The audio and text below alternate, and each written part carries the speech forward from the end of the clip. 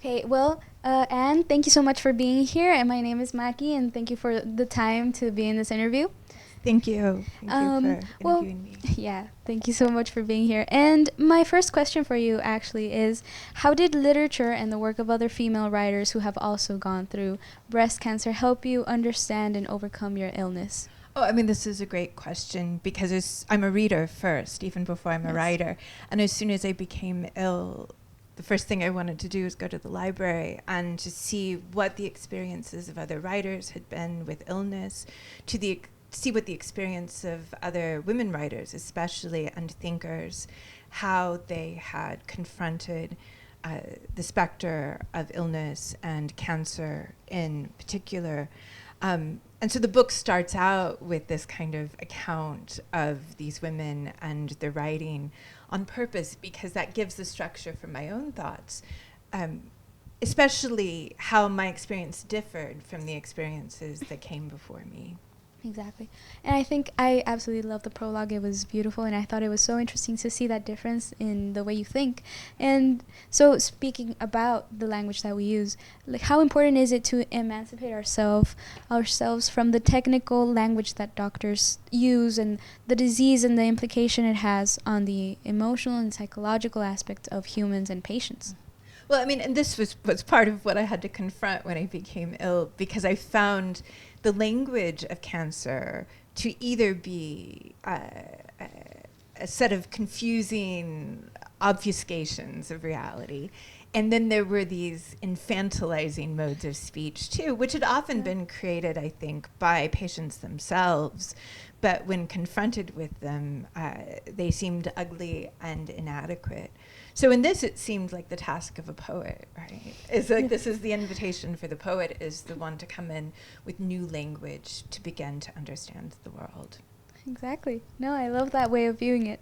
And speaking of language again, in relation to this, how does the roots of a language that's linked to individualism and self-improvement affect the creation of stigmas around an illness such as breast cancer? I mean, this is absolutely the crux of what I encountered, which was that the way to have cancer at the time I was diagnosed with it was to have cancer like a kind of self-help guru, drinking green smoothies, running 5Ks, never letting a negative thought cross one's mind, never uttering a complaint, or to only be feisty, right? Which is this like terrible kind of term that women have to confront, so that we could never be despairing, we could never be sad, we could never be melancholy, we could never be weak, because we always had to fight with a smile on our face.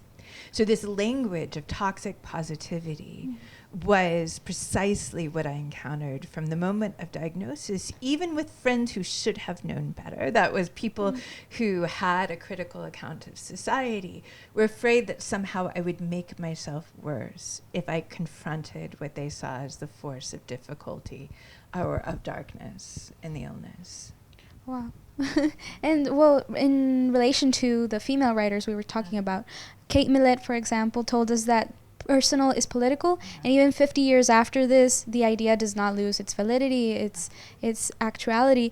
And your book presents us with the need to continue discussing the gender perspective, that the implications of the decisions that are made in the public sphere have on the private sphere. I mean, absolutely, because the political is personal too. Yes, exactly. I mean, if we watch, say, for example, the losses to women's reproductive autonomy in the United States, we can see how these distant political processes impact individuals.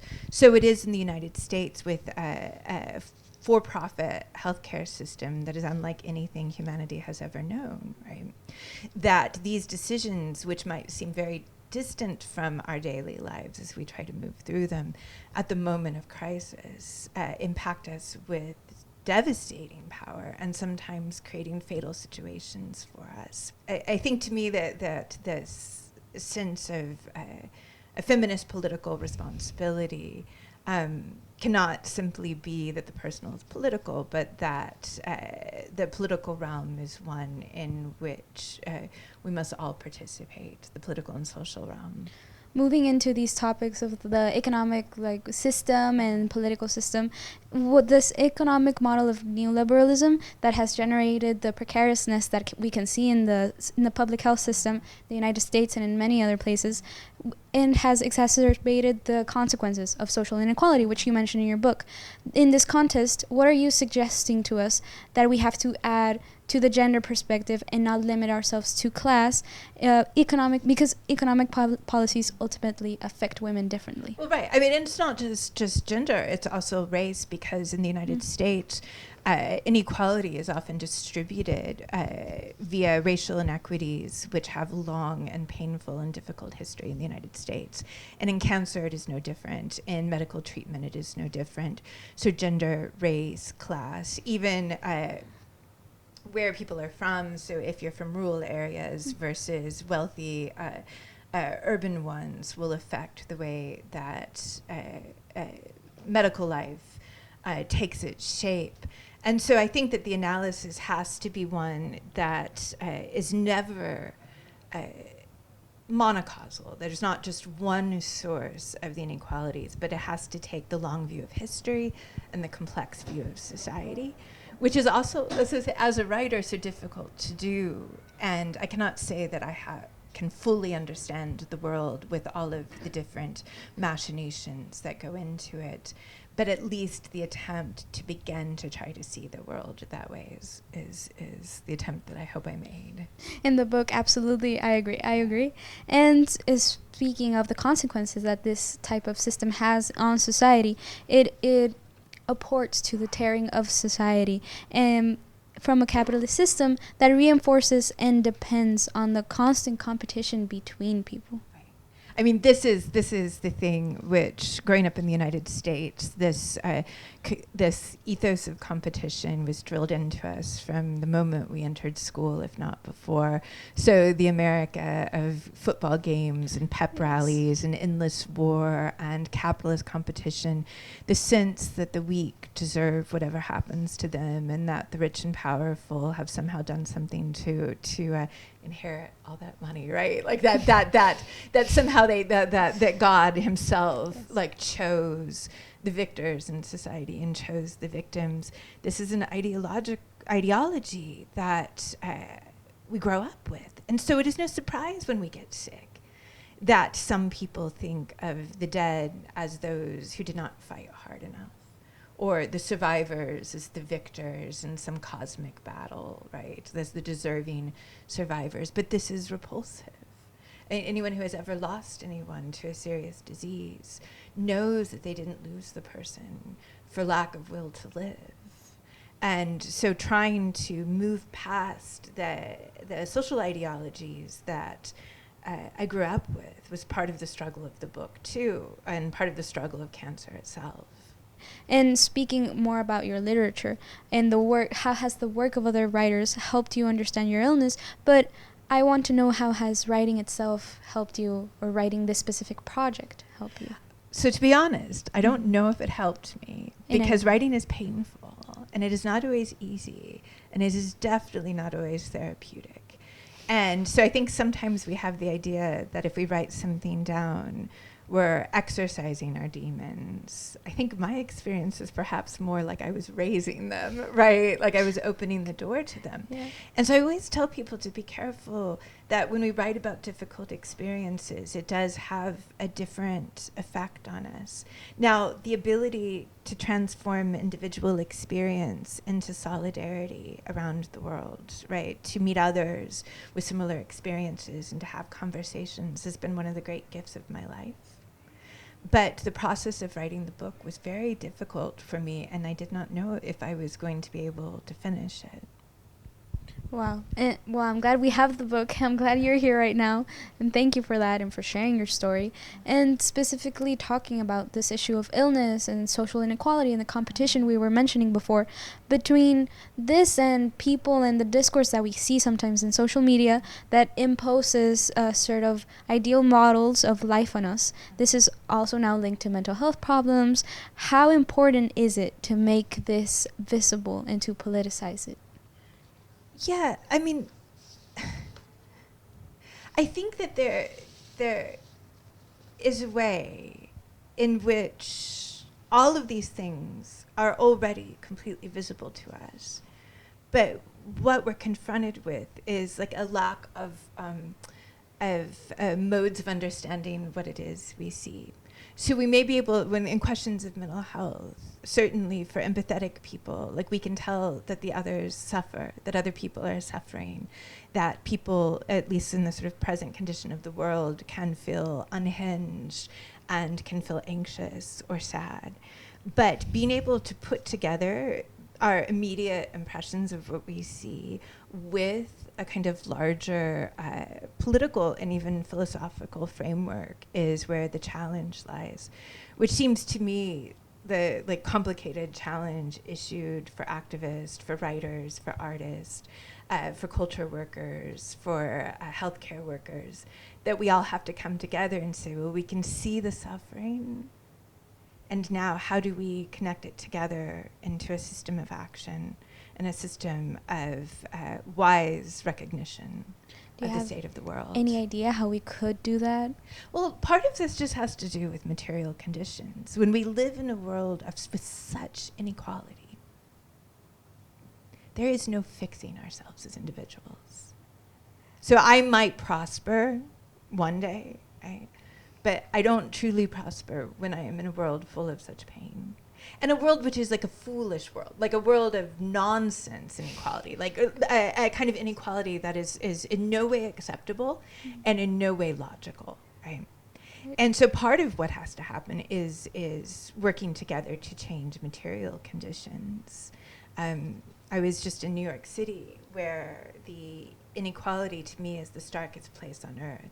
So the rich are richer, and the poor and miserable are more poor and miserable than any place I've ever been.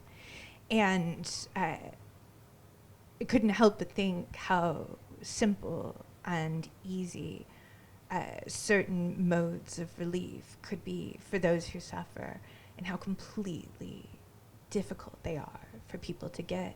So even this just working together to improve material conditions, the conditions of the poor, the conditions of workers working together in their workplaces in collective action, the political and social conditions of women, of queer people, these are all things that to have real material solutions, not just ideological ones. It's not just a matter of attitude.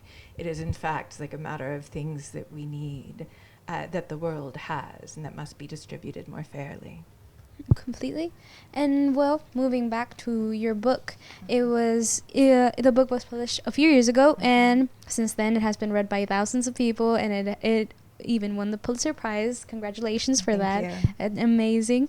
And has this important accolade specifically, and knowing that you are read by thousands of people, maybe even globally, as you are here right now in Mexico, the translations to Spanish just reached us, and it's absolutely going to change and present it to more people. How has this changed your relationship with this project in any way? Well, it's very strange because at least I didn't expect to ever win a prize like this, and I hadn't anticipated it, and I was very, very surprised when it happened.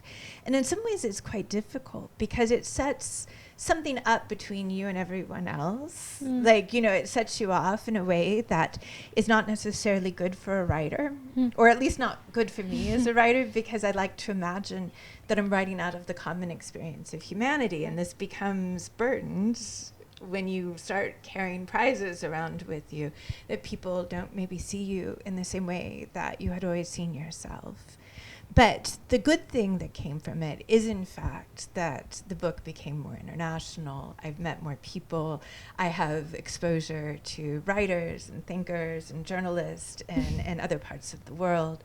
So it broadened my world completely, which has had an effect on my entire life, right? And even an effect on my own understanding about what life in the United States was like, about what this healthcare treatment system was like, and compared to places that have more humane versions of how they deal with sick people. And so in that sense, it has been a sort of incredibly like rich and serious experience in my own life to have this accolade.